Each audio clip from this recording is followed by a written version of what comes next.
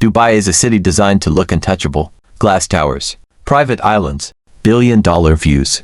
A place where the world's wealth gathers and where nothing bad is supposed to happen. But on the night of March 14th, that illusion cracked. 26-year-old influencer Anya Morozova boarded a private speedboat from Dubai Marina after receiving a secret invitation to an elite, off-map island party. Phones were banned. Names were unspoken. Every guest had something to protect. By sunrise, Anya was dead. No witnesses agree on what happened. The cameras went offline. Key guests left the country. And the people with answers never spoke. Tonight, we're retracing Anya's final hours inside a world built on money, silence, and power, and asking the question no one else will.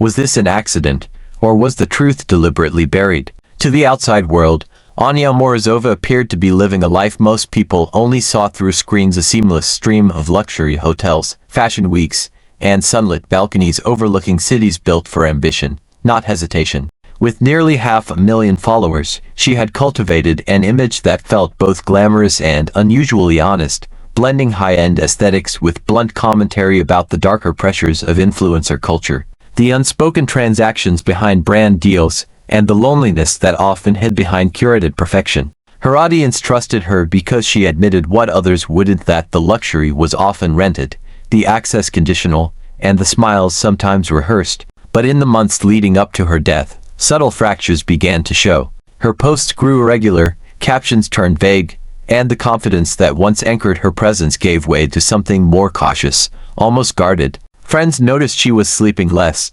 checking her phone obsessively, and lowering her voice whenever Dubai came up in conversation. She had recently gained access to a higher, more exclusive tier of social circles, private events without photos, introductions without names, parties where phones were banned and silence was understood as part of the price of entry, and while this access elevated her status, it seemed to weigh on her. In private voice notes, she hinted at having witnessed things that didn't align with the fantasy she once sold, mentioning lines that disappear when you cross them and people who don't need to explain themselves to anyone. Still, publicly, the image remained intact. Flawless photos, soft lighting, carefully chosen words. The contradiction was striking: a woman broadcasting beauty and success while quietly unraveling behind the scenes, and it was this fragile balance between appearance and reality that defined Anya in her final days. A reminder that sometimes the most perfect image is the one hiding the deepest unease. The first message arrived quietly, almost politely, blending in with the endless stream of notifications Anya Morozova received each day. Yet something about it felt different: short, encrypted, and deliberately vague, promising an exclusive gathering without naming a host, a venue, or even a reason for her presence. At first, she ignored it, assuming it was another hollow attempt at manufactured luxury, but the messages kept coming, spaced just far enough apart to feel intentional, each one reinforcing the same idea.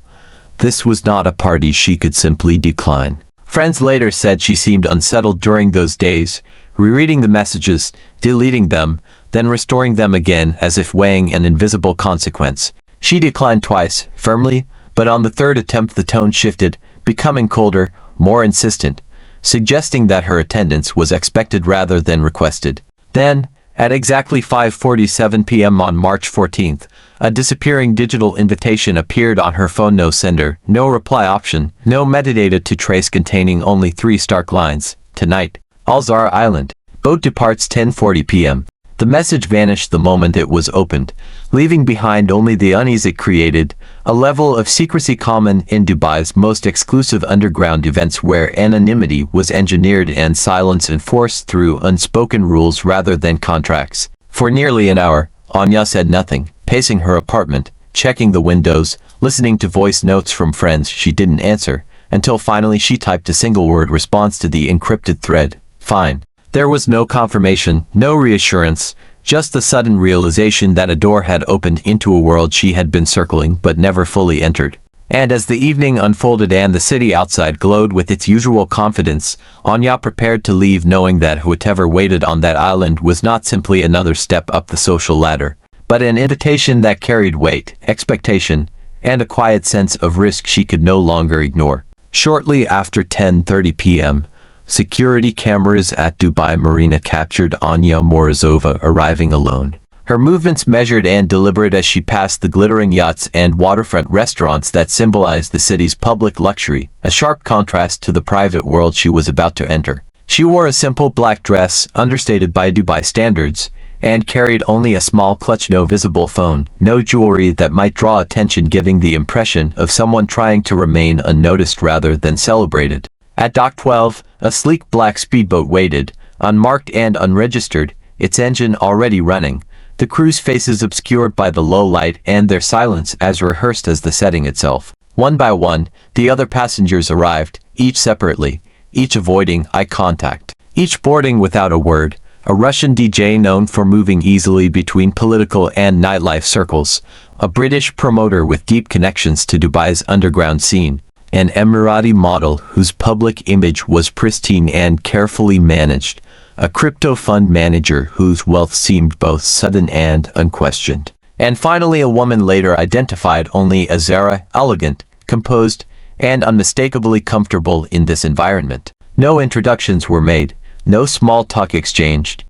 The absence of conversation felt intentional, as if everyone understood that anonymity was part of the agreement. At exactly 10:40 p.m., the boat pulled away from the dock, cutting through the dark water as Dubai's illuminated skyline slowly receded behind them, its towering glass and neon reflections dissolving into blackness. The ride was eerily quiet, broken only by the sound of the engine and the rush of water.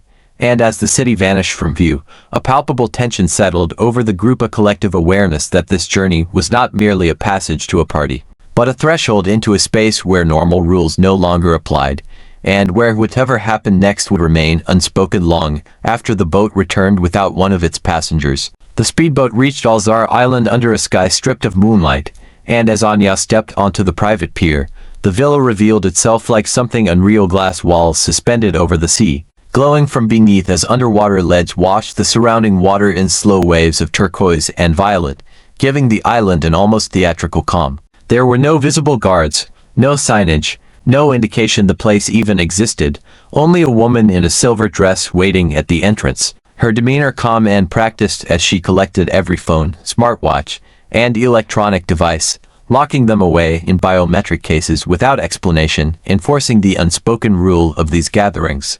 Nothing in, nothing out, and nothing remembered beyond what power allowed. Inside, the villa unfolded as an opulent maze of marble floors, open-air corridors, infinity pools spilling into darkness, and hidden speakers releasing low electronic music that vibrated through the structure rather than filling the air, while staff dressed in black moved silently, appearing and disappearing as needed.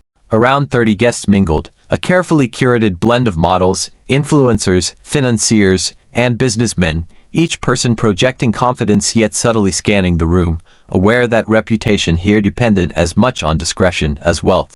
Anya moved cautiously through the space, accepting only sparkling water and avoiding the designer substances circulating quietly on silver trays, unregulated compounds rumored to blur memory and lower resistance. Her restraint noticed almost immediately by others in the room. More than once, she caught eyes lingering on her longer than necessary, expressions unreadable, as if she were being evaluated rather than welcomed. The atmosphere, though luxurious, felt charged with something beneath the surface, an unspoken tension carried in hushed conversations and sudden silences, and as the night progressed and the music deepened, it became clear that this was not merely a celebration of excess but a controlled environment where every movement was observed, every presence accounted for, and where Anya's arrival had altered the balance in ways no one openly acknowledged. As the night edged past midnight, the atmosphere inside the villa shifted from curated indulgence to something sharper and more volatile.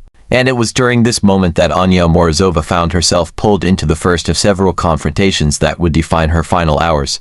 Witnesses later recalled seeing her approached by Luka Ivanov, a crypto financier whose rapid rise had made him both influential and controversial, and whose name Anya had previously referenced online when questioning the legitimacy of certain digital empires built on secrecy and hype. Their conversation began quietly but quickly grew tense, their bodies angled away from the crowd, Luka leaning in too close as Anya's expression hardened, her jaw tightening in a way those who knew her recognized as defiance rather than fear. Snippets overheard by nearby guests suggested accusations and warnings, phrases like "you don't understand who you're talking about" and "this isn't content anymore." Before Luka abruptly stepped back, scanning the room, as if checking who might have noticed. Not long after, Anya was intercepted by Zara, the woman from the boat, whose presence seemed to command a different kind of authority.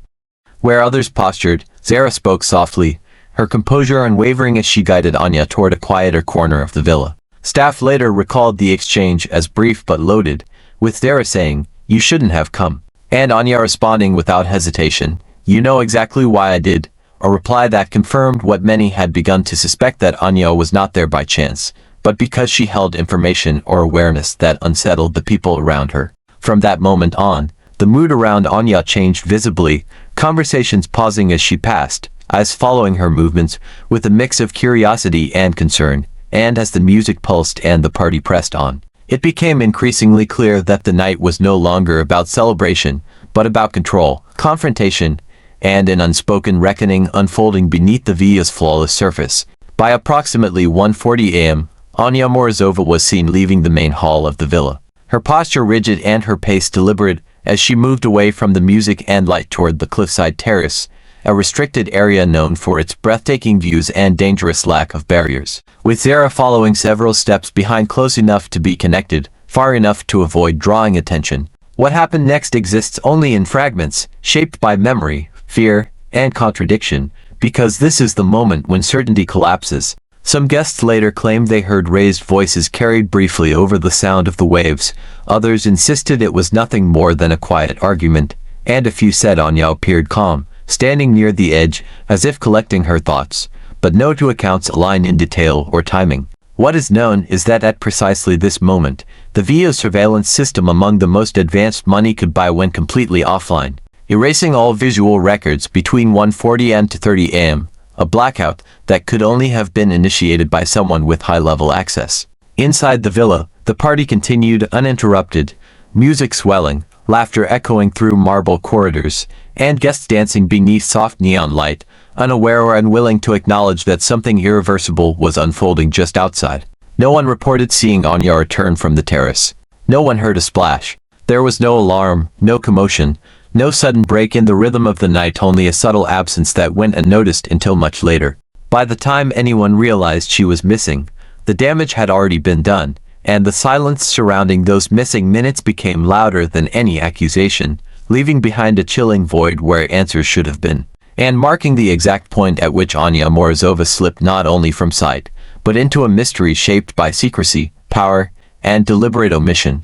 It wasn't until the first hint of dawn began to thin the darkness that the gravity of Anya Morozova's absence became impossible to ignore, and at approximately 5:23 a.m., a search team moving along the perimeter of the island noticed something pale and motionless drifting near the villa's underwater light vents, where the glowing blues and greens illuminated the sea in an almost surreal calm. As they drew closer, the shape resolved into a human figure, face up in the water, clothes intact, hair fanned out beneath the surface, and the moment her identity was confirmed, the night's carefully maintained illusion of control collapsed. Anya's body showed no visible signs of violence, no cuts, no bruises, no evidence of a struggle, an unsettling detail that immediately complicated any simple explanation of what had happened. Her shoes, clutch, and identification were later found inside the villa, placed neatly rather than discarded, suggesting intention rather than chaos, and raising the question of how she had entered the water without them.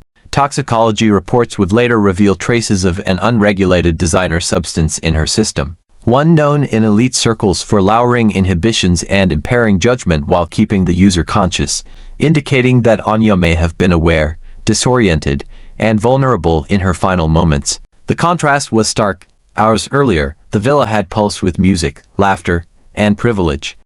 Now it stood frozen in silence as authorities secured the scene and guests were gathered for questioning, many appearing shocked, others disturbingly composed. The absence of obvious trauma offered no clarity, only discomfort, because it left investigators with a body but no story, no clear cause, no witnesses willing to agree, and no explanation that fit cleanly within the narrow window of time when Anya had vanished, turning her death into a haunting paradox where the lack of visible violence became one of the most troubling clues of all. In the days that followed, what should have been a straightforward investigation unraveled into a maze of contradictions, omissions, and quiet resistance, revealing just how insulated the world surrounding Alzar Island truly was. Authorities questioned 17 guests and staff members, yet no two accounts aligned. Some claimed Anya had gone outside alone to get air. Others insisted Zara followed her, while a few placed her upstairs long after witnesses said she had vanished, creating a timeline so fractured it seemed almost engineered. The VIA security system quickly became the focal point, an advanced network that, according to technicians, could not fail accidentally, yet it had gone offline precisely between 1:40 and 2:30 a.m. The exact window during which Anya disappeared, and only a small circle of people had the clearance required to disable it. Investigators also encountered unusual delays and procedural obstacles, staff members who were suddenly unreachable, logs that appeared altered, and legal representatives arriving with remarkable speed to shield certain guests from further questioning. Zara, identified as the last person seen with Anya, left the country within hours on a private flight, while Luka Ivanov declined additional interviews through attorneys, citing jurisdictional complications. Forensic teams combed the island and the villa, but found no physical evidence of a struggle, no fingerprints out of place, no blood, no broken objects, only the lingering sense that whatever had happened had been carefully contained. As days turned into weeks, pressure mounted to classify the case as an accidental death, yet the inconsistencies refused to disappear. The missing footage, the contradictory testimonies, the unexplained substance in Anya's system, and the silence of those with the most access. What emerged was not clarity, but a stark realization that the investigation itself was being shaped by forces beyond the crime scene, where wealth, influence, and international boundaries blurred accountability, and where uncovering the truth meant confronting a system designed to ensure that some questions were never meant to be answered.